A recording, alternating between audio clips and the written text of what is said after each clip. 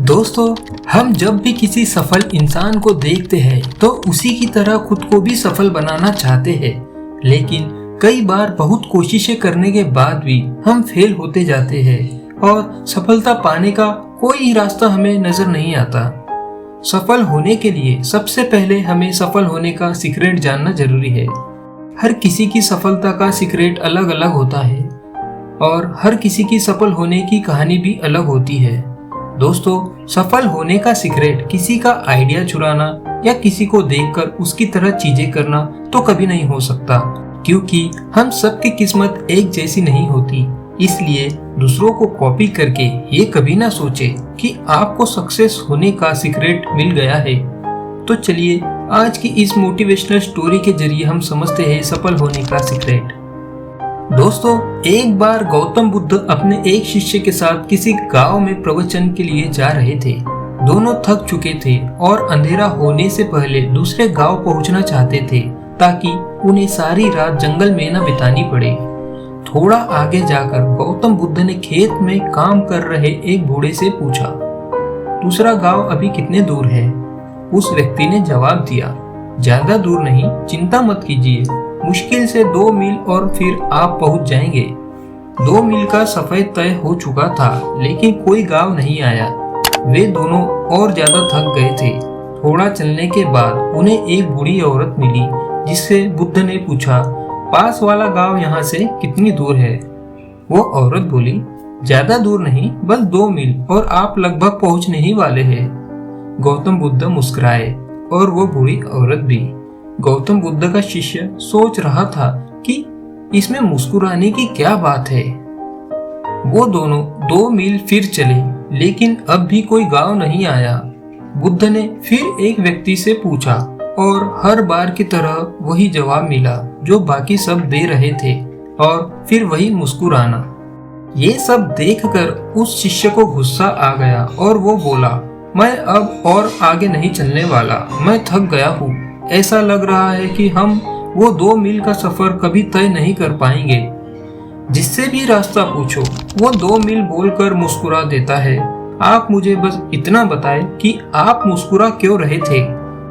2 मील रास्ता बताने के बाद आप भी मुस्कुरा रहे थे और वो भी। इसकी वजह क्या है? क्या वो लोग हमसे झूठ बोल रहे थे? गौतम बुद्ध ने कहा, बस थोड़ा दूर और मंजिल आपके सामने होगी। ऐसा सुनकर मैं मुस्कुराया, वो भी मुस्कुरा दिए।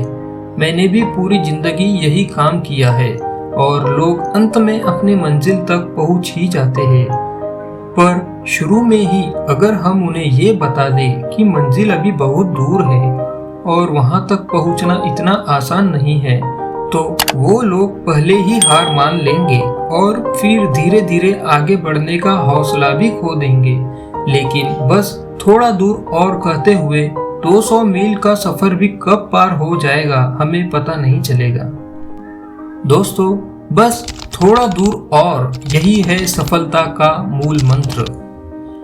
जो लोग ये बात समझ जाते हैं वो धीरे धीरे ही सही लेकिन अपनी मंजिल की तरफ बढ़ते रहते हैं, और एक दिन ऐसा आता है कि उनकी मंजिल उनके कदमों में होती है। सफलता अक्सर हमें बहुत दूर लगती है, क्योंकि सफलता मिलना एक सपने की तरह होता है जिसकी उम्मीद बहुत दूर होती है। हमें बस इतना करना है कि खुद को पॉजिटिव रखकर उस सपने की तरफ बढ़ते जाना है। बेशक शुरुआत में आपको कोई रिजल्ट ना मिले तो उससे परेशान नहीं होना है। खुद से इतना कहे कि बस थोड़ा दूर और।